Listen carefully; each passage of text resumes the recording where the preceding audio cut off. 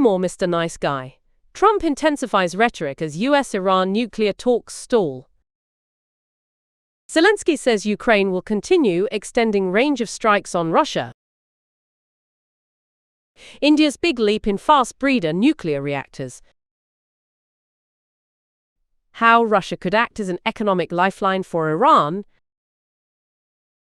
Inside Ukraine's drive to defeat the dreaded Shahed drone.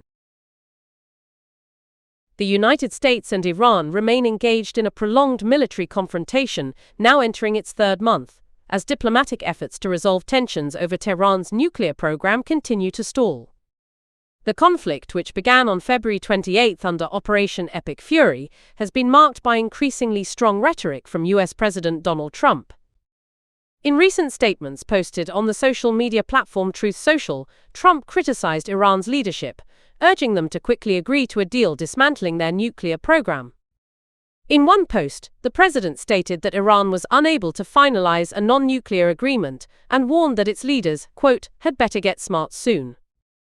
The message was accompanied by an AI-generated image depicting Trump in a combat setting with the slogan, "No more Mr. Nice Guy." At the center of the diplomatic deadlock is Iran's position that negotiations on its nuclear program should be deferred until a broader peace agreement is reached. Tehran has also emphasized the need to fully reopen the Strait of Hormuz, a critical global energy shipping route. Ukrainian President Volodymyr Zelensky announced on Wednesday that Ukraine will continue to extend the range of its military strikes dakhil Russian territory, citing a recent attack conducted at a distance exceeding 1,500 kilometers. In a statement shared on the platform X, Zelensky said Ukraine's security services had successfully carried out a long-range strike deep dakhil Russia. He described the operation as marking a new stage in the use of Ukrainian weaponry aimed at limiting Russia's military capabilities. The Ukrainian leader released footage showing smoke rising from the targeted site but did not disclose the exact location.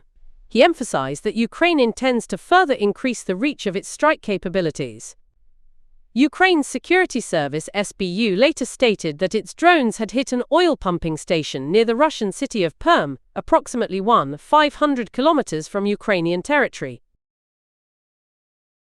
India has achieved a major milestone in its nuclear energy program, as its indigenously developed 500 MWE prototype fast breeder reactor, PFBR, at Kalpakkam in Tamil Nadu, attained first criticality on April 6. In simple terms, first criticality oznachает that the reactor has successfully initiated a controlled and self-sustaining nuclear chain reaction, marking a crucial step toward electricity generation. The development represents a significant advancement in India's long-term nuclear strategy, originally conceived in the 1950s by Homi Jahangir Bhabha, widely regarded as the architect of the country's nuclear program.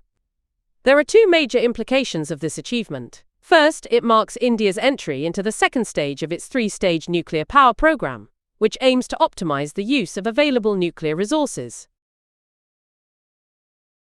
Iran is increasingly turning to Russia for economic support, as it faces mounting pressure from a US-led blockade of the Strait of Hormuz during its ongoing conflict with Israel, according to a report by Al Jazeera.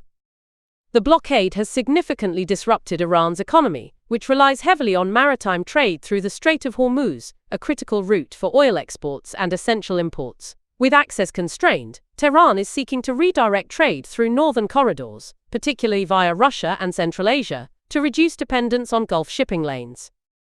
Russia presents a viable alternative as both a trade partner and transit hub. Bilateral trade between Iran and Russia reached approximately $4.8 billion in 2024, reflecting a 16% increase. Trade exchanges have focused on agricultural products, machinery, metals, and industrial goods. In a fog-covered field in northeastern Ukraine, small drone units are playing a critical role in countering one of Russia's most effective weapons, the Iranian-designed Shahed drone. Inside mobile command vans, Ukrainian soldiers monitor radar screens and operate interceptor drones, working through the night to detect and destroy incoming threats. These teams are part of a broader network of approximately 1,000 drone crews deployed along the front. According to a unit commander identified as Boris, the strategy prioritizes neutralizing high-impact threats regardless of cost. He noted that deploying dozens of interceptor drones to destroy a single Shahid is justified, given the potential damage one drone can inflict on critical infrastructure. The Shahid drones, supplied by Iran and adapted by Russia, where they are referred to as Garan, have become a central component of Moscow's aerial assault strategy. Enhancements to the system reportedly include improved navigation, upgraded engines, and increased payload capacity.